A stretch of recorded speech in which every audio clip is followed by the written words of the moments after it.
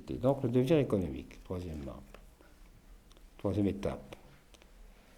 L'aspect de devenir, il faut être attentif parce que je vais le dire un peu vite, mais c'est des notions très très importantes. Parce qu'on est tellement aux prises avec la crise économique, c'est important d'y réfléchir. L'aspect de devenir marque très profondément l'activité économique. Cette dernière possède une sorte de principe interne de mouvement, lui permettant de se relancer constamment elle-même en ne cessant de s'amplifier vers on ne sait où. Jean Ladrière a clairement fait ressortir la dimension d'anticipation qui la caractérise. Économiser, c'est de prime abord différer la consommation présente au nom de l'avenir, créant ainsi un intervalle dont l'argent devient un signe, où pourront s'introduire des activités suscitant des possibilités nouvelles, ouvrant à leur tour le champ à de nouvelles initiatives. C'est dire qu'intervient l'épaisseur du temps, comme l'implique l'anticipation, laquelle rend possible du même coup l'intervention d'autres agents apportant leurs propres anticipations. Il en résulte une interférence d'anticipation et la naissance d'un système dans lequel chaque terme renvoie à tous les autres, ce qui crée un processus de nature cumulative où chacun voit naître de nouvelles possibilités pour sa propre action. Et cela entraîne des projets de plus en plus vastes où l'efficacité de chacun est multipliée par celle des autres. Une première remarque s'impose dès lors d'entrée de jeu. Ce processus d'auto-amplification ne procède pas, on le voit, de rapport à autrui, mais bien plutôt d'un rapport aux choses, pas aux personnes, mais aux choses. C'est lui, ce rapport aux choses, que détermine l'anticipation en question. Il s'agit simplement de pouvoir disposer de la chose. Pour citer Jean Ladrière, par le mécanisme de l'anticipation, la chose, dans sa présence immédiate, est remplacée par son attente et finalement par son signe, dans la mesure où le signe nous assure que notre attente ne sera pas trompée. La consommation elle-même est ainsi perpétuellement suspendue et relancée vers une consommation future.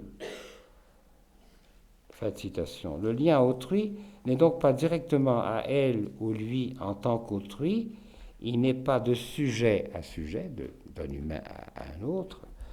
Autrui n'intervient que pour renvoyer encore à des choses.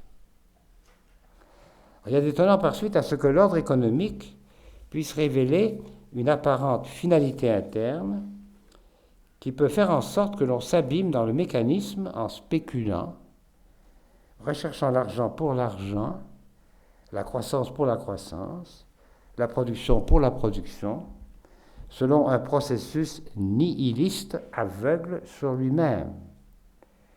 L'agent économique est alors emporté dans un processus cumulatif à l'infini, au caractère à vrai dire absurde, car le pouvoir sur la chose s'avère bien plutôt alors soumission à la chose, et tout le contraire d'une libération. Soumission qui n'en est pas moins une composante essentielle à l'ordre économique. De là vient que l'ordre économique puisse prétendre être indépendant de toute considération humaine, et même parvenir à s'en détacher complètement. Mais c'est là qu'est le drame.